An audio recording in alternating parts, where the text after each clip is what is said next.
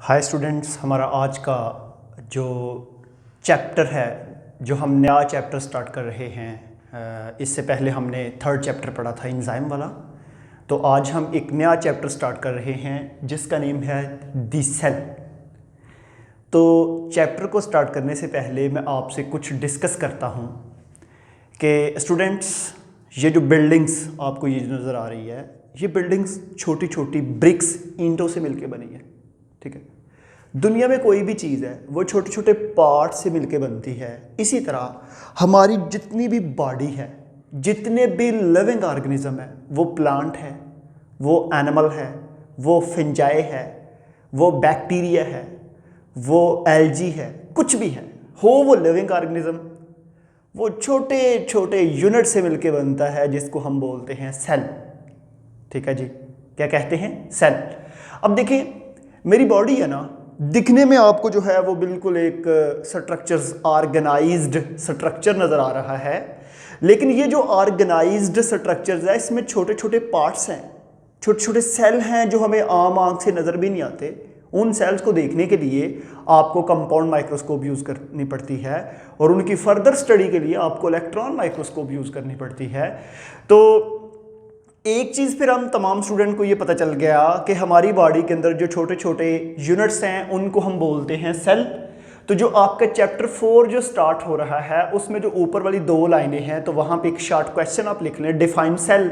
तो सेल को डिफाइन हम कैसे कह सकते हैं कि cell are basic unit of life, they perform specific functions and each and every living organism are dependent on cells. ठीक है, तो ये मैंने कुछ पॉइंट्स लिखे हैं कि स्ट्रक्चर एंड फंक्शन, उसके बाद बॉडी के अंदर जितनी भी एक्टिविटीज़ होती हैं वो सेल लेवल पे सेल के अंदर तमाम एक्टिविटीज़ पाई जाती हैं। जैसा कि फॉर एग्जांपल मैं आपको बताऊं जी, मेरे हार्ट के सेल हैं, अकेला सेल कुछ भी नहीं कर सकता। जब बहुत से सेल आपस में हार्ट के मिलेंगे ना, आपस में ऑर्गेनाइज्ड होंगे, तो वो एक स्ट्रक्चर बन जाएगा। दिल, हार्ट, जिसका काम है ब्लड को पंप करना। ब्रेन की इसी तरह एग्जांपल, स्टमक की ले लें। जब बहुत से सेल आपस में इकट्ठे होते हैं तो वो स्पेसिफिक फंक्शन परफॉर्म करते हैं, जिसको हम फिर बाद में ऑर्गन का नेम दे देते हैं, और ऑर्गन का फिर काम होता है फंक्शन करना, परफॉर्म करना। तो ये जो है, ये हमारी बॉडी के बिल्डिंग ब्लॉक्स हैं। हमारी बॉडी जो है, हमारी बॉडी का ये बिल्डिंग ब्लॉक्स है, ये छोटे छोटे ब्लॉक्स हैं जो हमारी पूरी की पूरी बॉडी को ऑर्गेनाइज करते हैं, बनाते हैं, इसकी फॉर्मेशन करते हैं। ठीक है, ये है सेल का इंट्रोडक्शन। और सेल के इंट्रोडक्शन के बाद एक हेडिंग है। हेडिंग क्या है? Emergence and implication of cell theory. Emergence and implication. Emergence का मतलब होता है आगाज किसी चीज़ का, किसी चीज़ का ज़हूर होना, और इम्प्लीकेशन बेसिकली मतलब होता है अलझाओ। ठीक है जी, इसमें हमने सेल थ्योरी की हिस्ट्री पढ़नी है कि सेल के बारे में किस किस साइंटिस्ट ने काम किया, कैसे कैसे बताया। मैं अक्सर टॉपिक में एक स्टेटमेंट पेश करता हूं कि स्टूडेंट्स, एक अकेले साइंटिस्ट ने किसी भी चीज़ के बारे में सारा नहीं बताता, वो वक्त के साथ साथ उसमें पार्टिसिपेशंस होती है। समझ आ रही है?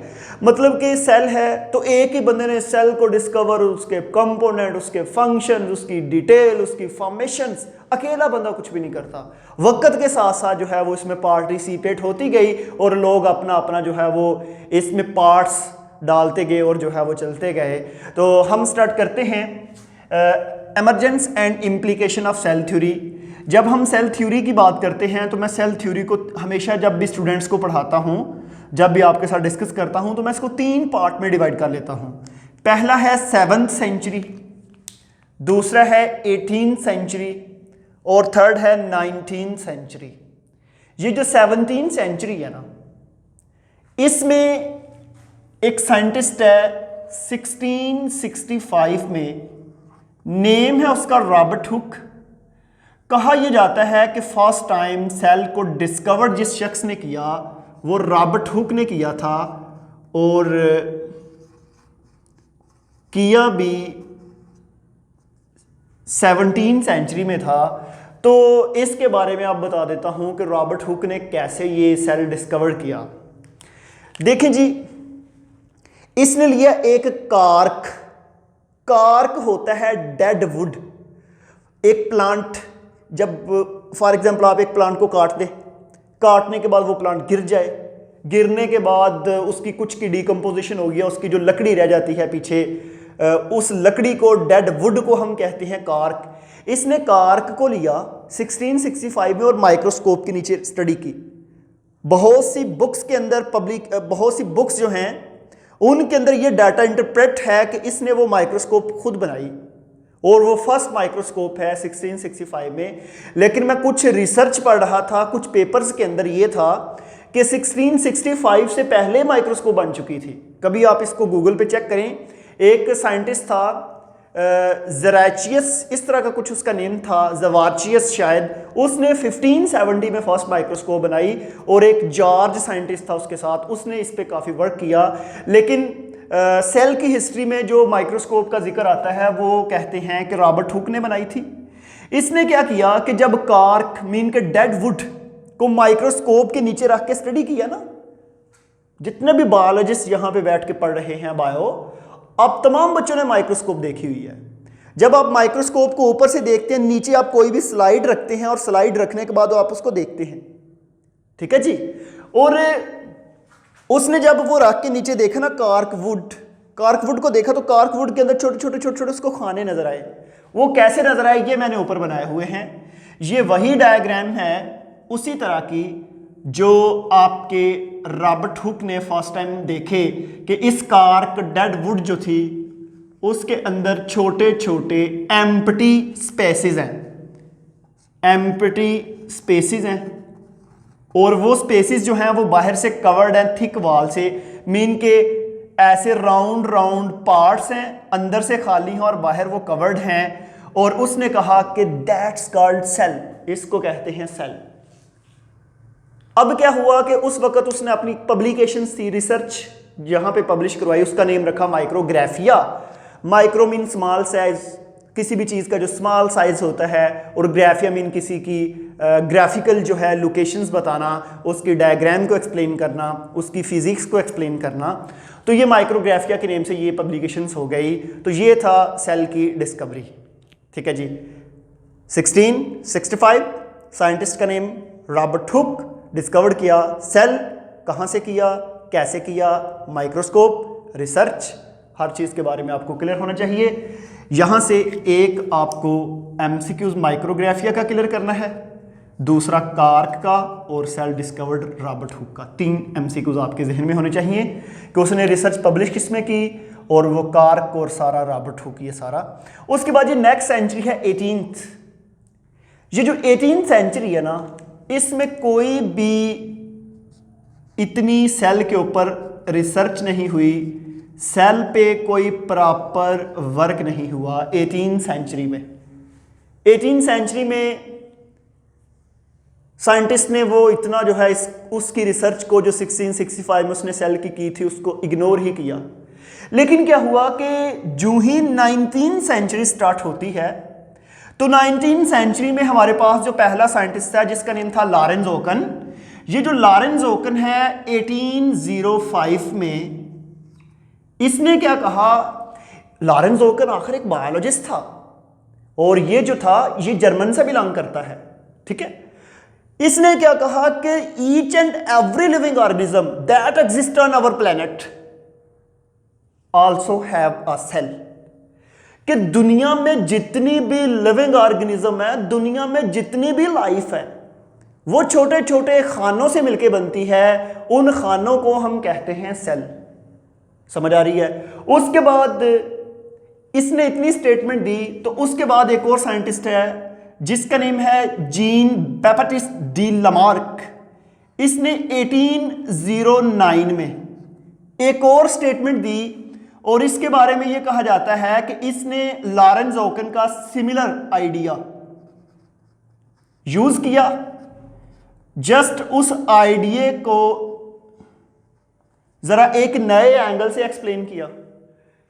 लॉरेंस ओकन जो है, इसने कहा था कि दुनिया में जितने भी लिविंग ऑर्गेनिज्म है वो सेल से मिलकर बनते हैं। उसी वाला idea Jean Baptiste D Lamarck ने बताया 1809 में, 4 साल बाद। उसने कहा कि दुनिया में वो लिविंग ऑर्गेनिज्म लिविंग ही नहीं है अगर वो सेल और सेल के कंपोनेंट से ना बना हो। अगर हम कहते हैं ना कि एक चीज़ लिविंग ऑर्गेनिज्म है तो 100% है कि वो सेल से बनी है और सेल के कंपोनेंट से बनी है, ठीक है। इन दोनों का आइडिया सेम है। तो लामार्क ने 1809 में ये जो आइडिया दिया, लामार्क बेसिकली फ्रांस से बिलोंग करता है और लामार्क ने एवोल्यूशन पे बड़ा काम किया है। आपने फर्स्ट चैप्टर में फर्स्ट पेज की लास्ट पे एक डेफिनेशन पढ़ी थी एवोल्यूशंस की। मैट्रिक में आपने एवोल्यूशन की डेफिनेशन पढ़ी है कि हमारे पास अनसेस्ट्रल टू डिसेंडेंट जो चेंजेस आती हैं उसको हम बोलते हैं एवोल्यूशन। तो लामार्क ने एक थ्योरी एवोल्यूशन के अंदर दी थी जिसको लामार्किज्म भी कहते हैं। ये इंशाल्लाह मैं आपको सेकंड ईयर एवोल्यूशन वाले चैप्टर में बताऊंगा कि ये लामार्किज्म जो है ये क्या है, इसने क्या एवोल्यूशन में रिसर्च की। बहरहाल ये जो लामार्क है ना, इसने इन्वर्टिब्रेट ज़ूलॉजी जो है, इन्वर्टिब्रेट ज़ूलॉजी पे बड़ा काम किया है। ये ऑफिसर था फ्रांस में जो उनकी इन्वर्टिब्रेट ज़ूलॉजी सोसाइटी थी, उसका ये हेड भी था, ठीक है जी। लें जी, यहाँ तक ना 1809 तक, 1665 में सेल डिस्कवर्ड हुआ, 1809 तक साइंटिस्ट, इनके बीच में कुछ और भी साइंटिस्ट आए हैं लेकिन उनकी रिसर्च को इतना एक्नॉलेज नहीं किया जाता। मेन इन 3 साइंटिस्ट को डिस्कस किया जाता है। तो उसके बाद क्या हुआ कि 1831 में एक और साइंटिस्ट है जिसका नेम है रॉबर्ट ब्राउन। रॉबर्ट ब्राउन एक इंग्लिश साइंटिस्ट था। रॉबर्ट ब्राउन ने क्या किया, इसने सेल की फर्दर स्टडी की और इसने क्या देखा कि सेल के अंदर भी एक डार्क पोर्शन है। वो जो डार्क पोर्शन है उसको इसने नेम दिया न्यूक्लियस का। जब इसने उसको न्यूक्लियस का नेम दिया तो एक चीज याद रखनी है, न्यूक्लियस का अगर उर्दू में मतलब आप देखें तो न्यूक्लियस का बेसिकली मतलब होता है मरकज। ऐसी चीज जो सेंटर में पाई जाती है उसको हम बोलते हैं न्यूक्लियस। तो जो हमारा पुराना कॉन्सेप्ट था रॉबर्ट हुक वाला कि all cell are empty spaces, वो बिल्कुल गलत हो गया। सेल के अंदर एक और डार्क पोर्शन भी है जिसको हम न्यूक्लियस कहते हैं। ये किसने बताया? रॉबर्ट ब्राउन ने। तो इसका मतलब है कि अगर आपको मैं एमसीक्यूज पूछूं कि in case of cell biology the cell at 1831 explain specific parts, कि जो हमारे पास ये जो सिचुएशन है, इस सिचुएशन के केस में 1831 में सेल किस किस चीज को एक्सप्लेन कर रहा है, तो ये बताना है कि सेल एक पार्ट है और उसके अंदर एक न्यूक्लियस है, क्योंकि अभी इसके अलावा कोई और चीज डिस्कवर नहीं हुई। तो यहां पे हम इस रिसर्च को आगे प्रोसीड करते हैं। 1831 के बाद ना 2 साइंटिस्ट हैं, एक का नेम है श्लेडन और एक का नेम है शवान। ये जो श्लेडन है ये एक बहुत टॉप क्लास का बोटेनिस्ट है और ये जो शवान है ये बहुत टॉप क्लास का ज़ूलॉजिस्ट है। बोटेनिस्ट आपको पता है कि ऐसे साइंटिस्ट होते हैं जो प्लांट्स को स्टडी करते हैं और ज़ूलॉजिस्ट ऐसे होते हैं जो एनिमल्स को स्टडी करते हैं। अब यहां पे श्लेडन ने ना तमाम प्लांट्स को स्टडी किया उनको, क्योंकि 1665 में जो माइक्रोस्कोप थी उसके निस्बत जो 1838 श्लेडन ने जो वर्क किया था ये किया था 1838 में और इसने किया था 1839 में। उसके मुकाबले में ये दो इन दोर्स में जो माइक्रोस्कोप थी इसकी पावर बहुत ज्यादा थी, ये बहुत ज्यादा वर्क करती थी। श्लेडन ने एक स्टेटमेंट दी कि दुनिया में जितने भी प्लांट है वो छोटे छोटे सेल से मिलकर बनते हैं और शवान ने ये कहा दुनिया में जितने भी एनिमल्स हैं वो छोटे छोटे सेल से मिलकर बनते हैं। तो इन्होंने बताया कि सेल जस्ट एक एम्प्टी स्पेसिस नहीं है। रॉबर्ट ब्राउन ने ठीक कहा था कि सेल के सेंटर में एक डार्क पोर्शन होता है जिसको न्यूक्लियस कहते हैं और न्यूक्लियस के गिर्द एक जेल की तरह का मटेरियल होता है जिसको हम साइटोप्लाज्म कहते हैं। तो 1839 के बाद ना फिर बुनियाद रखी गई सेल थ्योरी की। किस चीज की बुनियाद रखी? सेल थ्योरी की। तो 1839 के बाद यह कहा गया कि कोई भी सेल है, आप जिस मर्जी लिविंग ऑर्गेनिज्म का सेल देख लें, प्लांट का, एनिमल्स का, फंजाई, जिसका भी है, उसमें बेसिक 3 पार्ट हैं, ठीक है। पहला न्यूक्लियस सेंटर में, न्यूक्लियस के बाहर। इन तमाम पार्ट्स की मैंने आपको डिटेल पढ़ानी है इस चैप्टर में, हम सेल को बहुत डिटेल में पढ़ेंगे। पहला सेंटर में है न्यूक्लियस, न्यूक्लियस के बाहर है साइटोप्लाज्म और साइटोप्लाज्म के बाहर ये जो है इसको हम बोलते हैं सेल मेम्ब्रेन। ठीक है जी, 3 पार्ट इन्होंने बताया कि ये बेसिक होते हैं हर चीज के अंदर, और बाद में इनकी जो सेल थ्योरी है श्लिडन एंड शवान की, साइंटिस्ट ने एक्सेप्ट भी की। पूरी दुनिया में ये जो थ्योरी है इसको एक्सेप्ट किया गया। एफएससी चैप्टर 4, आप पहले पेज सेल वाला जो चैप्टर 4 जिधर से स्टार्ट हो रहा है उससे नेक्स्ट पेज पे चले जाएं तो 2-3 लाइनें लिखी होंगी एक्सेप्टेंस के हवाले से कि वाकई ही जी सेल 3 पार्ट रखता है। और वहां पे एक चीज और लिखी होगी कि प्लांट सेल जो है उसमें इन 3 पार्ट के अलावा एक और पार्ट भी मौजूद होता है जो सबसे बाहर वाली साइड पे होता है। उस पार्ट को हम बोलते हैं सेल वॉल, क्योंकि सेल वॉल जो है वो प्लांट सेल में होती है और एनिमल सेल के अंदर वो सेल वॉल नहीं होती। तो इसको मैं लेबल भी कर देता हूं सेल वॉल को। ठीक होगा जी। तो हमारे पास जनाब शवान तक स्टडी कंप्लीट हो गई है।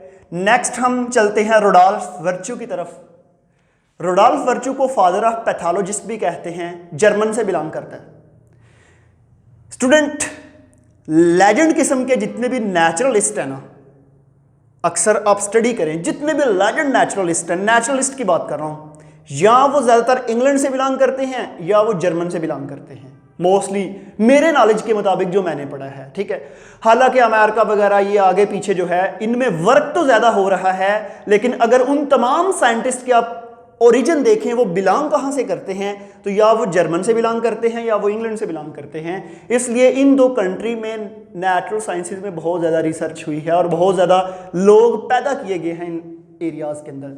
रुडोल्फ वर्च्यू जो है इसने एक स्टेटमेंट दी, क्योंकि मैंने आपको बताया था प्रीवियस किसी लेक्चर में कि जितने भी जर्मन से बिलोंग करने वाले साइंटिस्ट हैं उनको हम कहते हैं डच साइंटिस्ट, क्योंकि वहां पे जो जबान बोली जाती है वो डच है। जिस तरह हमारे पाकिस्तान में उर्दू, इंडिया में हिंदी, ईरानी, Spanish, Italian, English, Danish, different countries के अंदर डिफरेंट लैंग्वेज है, तो वहां की डच लैंग्वेज है, उस वजह से उनको डच साइंटिस्ट कहते हैं। ये एक स्टेटमेंट है ओमनी सेलुला ई सेलुला। अगर आप लाइन में देखें तो ये लिखा होगा ओमनी सेलुला ई सेलुला। ये जो वर्ड है ये डच लैंग्वेज का है। इसका मतलब यह है कि दुनिया में जितने भी सेल्स हैं वो प्री एग्जिस्टिंग सेल से बनते हैं। समझ आ रही है? अगर फॉर एग्जांपल मेरी बॉडी में जितने भी सेल्स हैं वो बने थे जाइगोट से, और जाइगोट कहां से बना था? वो फादर के स्पर्म और मदर के एग से। जब दोनों स्पर्म और एग दोनों मिले तो जाइगोट बना। जाइगोट की डिवीजन के बाद फिर आगे पूरी बॉडी बन गई। इसका मतलब है मेरी बॉडी में जो ओरिजिनल पहला सेल है वो भी प्री एग्जिस्टिंग सेल से बना है, वो उनके मेरे फादर से, और मेरे फादर की बॉडी के अंदर जो सेल था वो उनके फादर से, उनकी बॉडी, इस तरह ये चलता जाता है। तो ये स्टेटमेंट दी थी ओमनी सेलुला ई सेलुला, रुडोल्फ वर्च्यू ने। इस स्टेटमेंट ने बहुत तरक्की की उस वक्त। क्योंकि उस वक्त दुनिया में 2 थ्योरीज बहुत अरूज पे थी। बात कब की है? 1855 की। रुडोल्फ वर्च्यू की कब की है जी? 1855 की। क्योंकि मेरी बात को जरा गौर से सुनना है, क्योंकि 1858 में चार्ल्स डार्विन ने थ्योरी दी थी, the origin of species by the natural selection.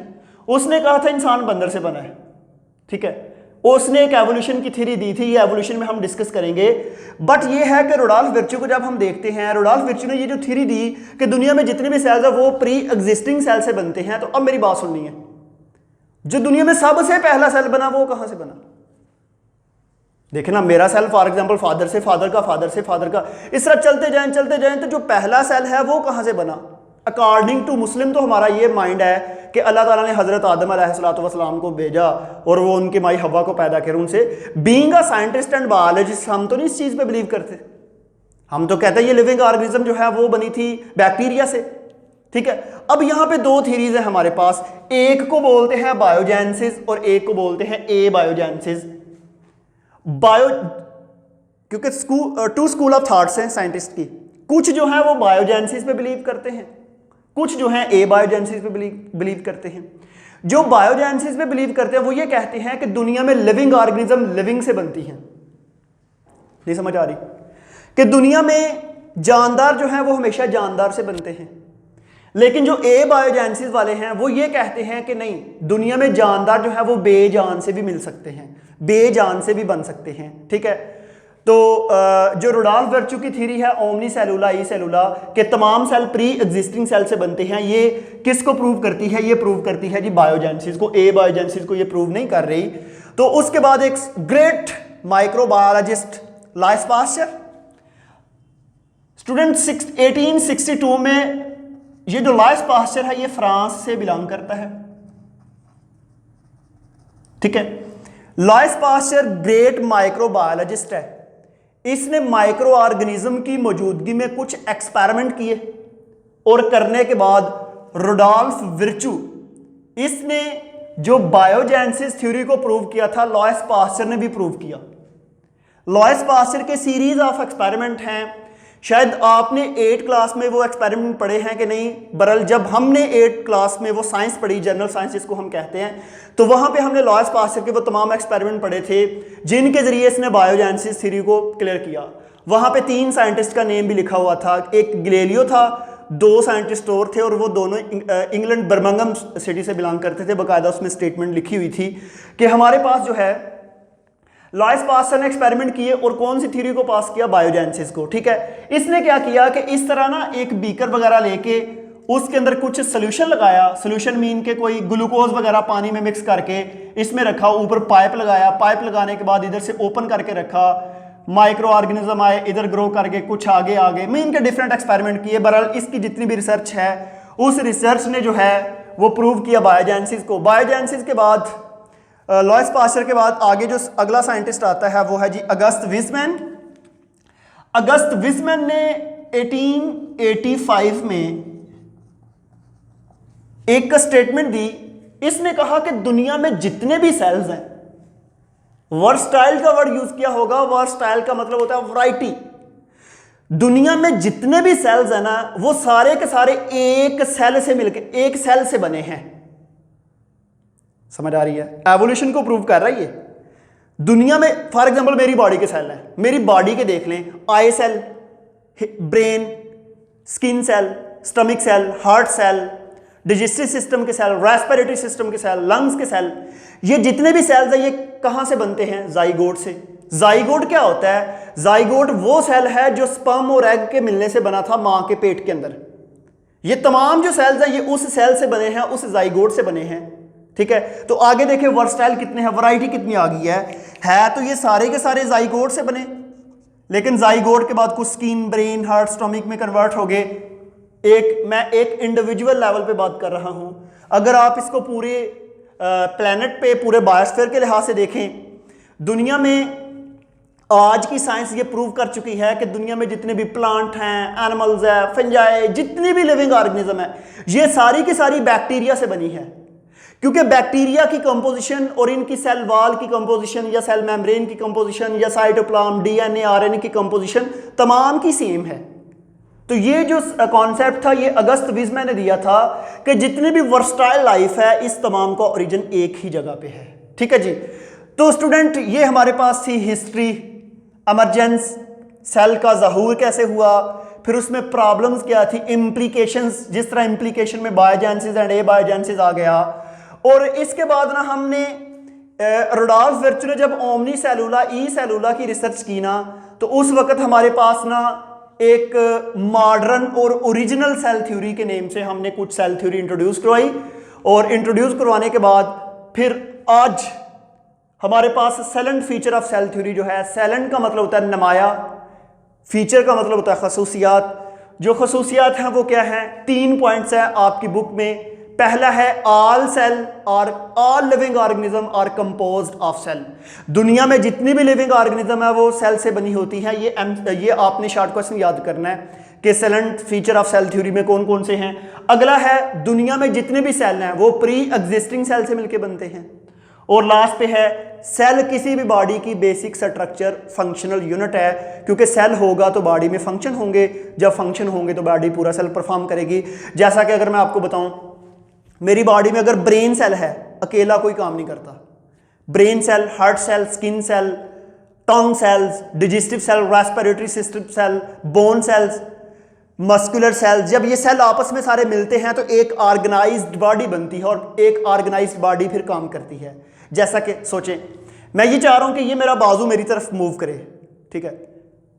इसमें अकेला कभी भी बाजू मूव नहीं करेगा, पहले मेरे ब्रेन से मैसेज बाजू की तरफ जाएगा।